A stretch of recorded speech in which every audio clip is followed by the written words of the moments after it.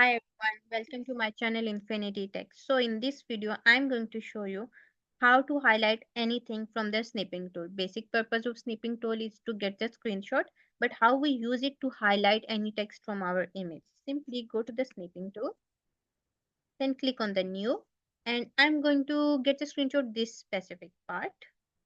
And here we get the screenshot. Now I need to highlight the specific text from here. There is the button known as the highlighter. There's the highlighter. I just need to click on this and I'm going to highlight this new.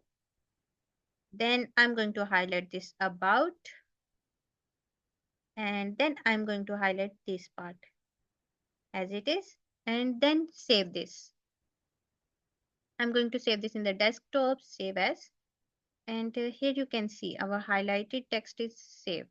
So to get more informative videos like this, just follow my channel Infinity Tech. Bye. Take care.